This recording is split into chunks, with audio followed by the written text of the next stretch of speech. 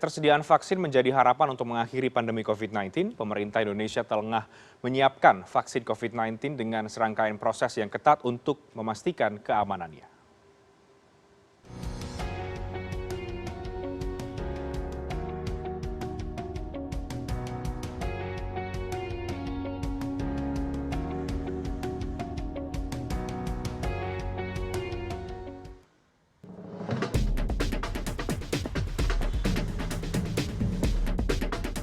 8 bulan sudah, pandemi COVID-19 melanda Indonesia.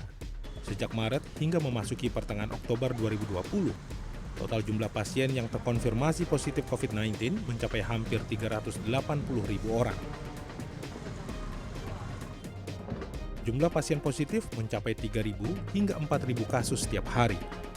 Jumlah ini diprediksi masih akan terus bertambah selama belum ada cara yang efektif untuk penanggulangan COVID-19, seperti vaksinasi.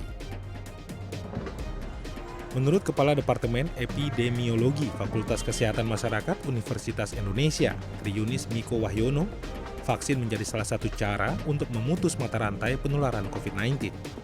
Vaksin bukan satu-satunya jalan, tapi kan ada cara pencegahan yang lain, pakai masker, jaga jarak, kemudian social distancing, begitu, kemudian atau lockdown begitu. Tapi itu tidak permanen.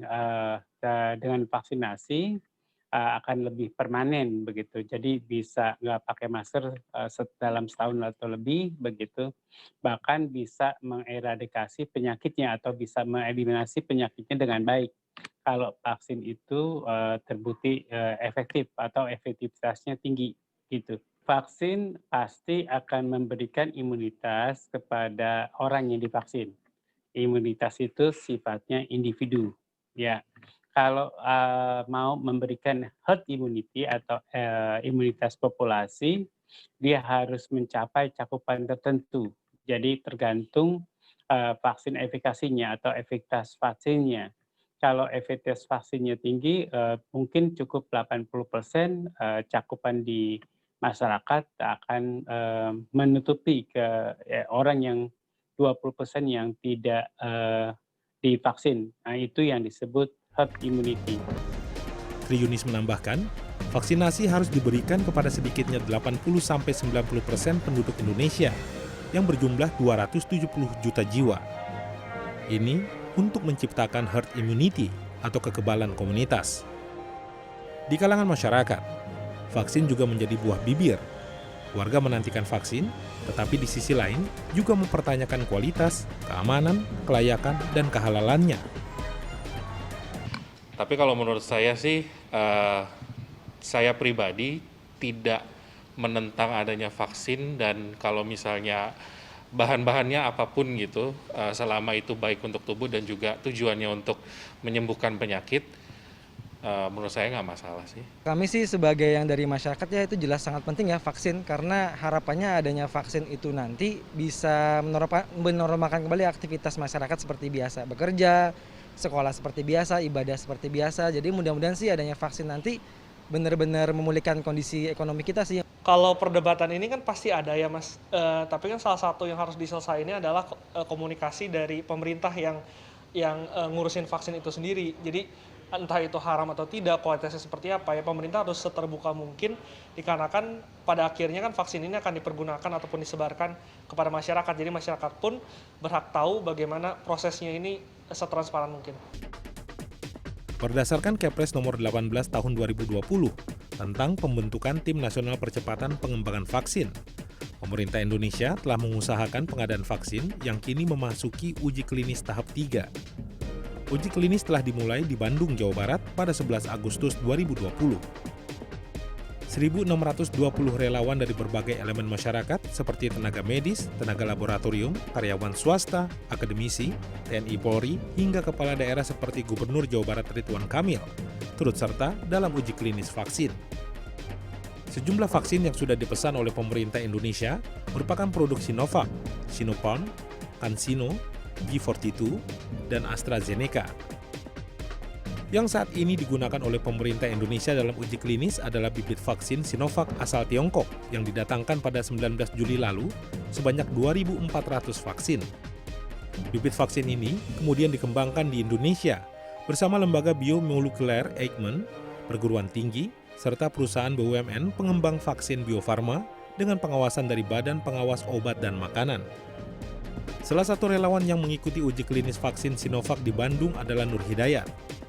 Pria berusia 28 tahun ini mengaku tertarik menjadi relawan uji klinis untuk membantu pengembangan vaksin COVID-19 di Indonesia. Dayat yang berprofesi sebagai penguji laboratorium di Balai Besar Pengawasan Obat dan Makanan BB POM Bandung mengatakan, tidak sulit untuk menjadi relawan vaksin COVID-19. Setelah mendaftarkan diri, Dayat dihubungi oleh tim uji klinis untuk mengikuti tes kesehatan di Balai Kesehatan Universitas Padjadjaran Bandung. Dayat menjalani pengecekan kesehatan umum, rapid dan swab test sebelum penyuntikan vaksin. Terus ada juga kunjungan untuk suntik vaksinnya juga 2 kali dengan jaraknya kira-kira 2 minggu lah gitu. Dayat mengaku tidak merasakan efek samping yang mengganggu kesehatan setelah disuntik vaksin uji coba. Ia mengaku optimistis uji klinis vaksin Sinovac yang dilaluinya akan menunjukkan hasil yang baik. Kalau saya alhamdulillahnya sih biasa aja ya gitu. Jadi antara sebelum dan setelah divaksin tuh nggak ada perbedaan sih. Baik yang suntikan pertama ataupun suntikan kedua gitu. Alhamdulillahnya enggak sih. Jadi kan kita harus isi kan kalau ada sakit apa atau ada keluhan apa ataupun ada obat yang diminum. Kebetulan nggak ada sih gitu. Saat ini Dayat tinggal mengisi formulir pemantauan kesehatan yang akan dilaporkan setiap bulan kepada tim uji klinis.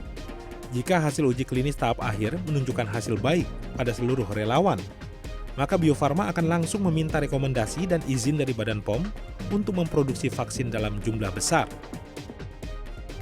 Kami punya kapasitas 250 juta dan komitmen sementara saat ini vaksin yang akan disuplai dari Sinovac sebesar 260 juta dosis. Jadi nanti seluruhnya akan kita mulai produksi setelah kita dapatkan izin dari Badan POM. Wakil Presiden Republik Indonesia sekaligus pimpinan Majelis Ulama Indonesia, Kiai Haji Ma'ruf Amin menekankan, penggunaan vaksin untuk suatu penyakit seperti COVID-19 telah ada dalam ajaran agama, khususnya agama Islam. Di dalam masalah pengobatan ini memang ada perintah.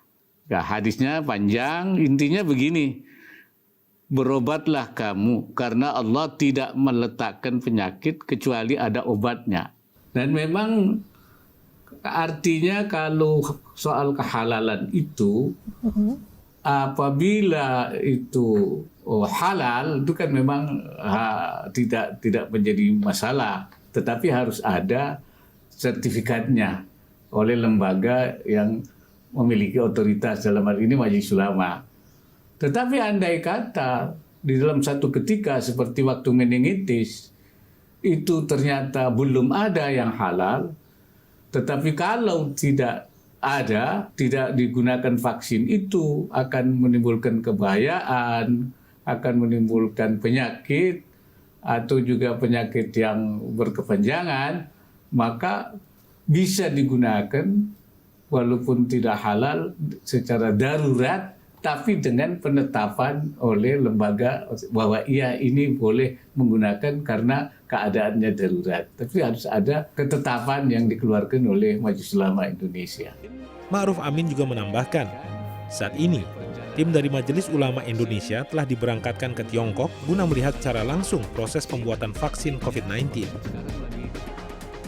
Jika uji klinis dan seluruh tahapan pengadaan, pengembangan, dan produksi vaksin telah lulus uji kelayakan, kualitas, efektivitas, serta status kehalalannya, maka vaksin dapat diberikan kepada masyarakat secara bertahap.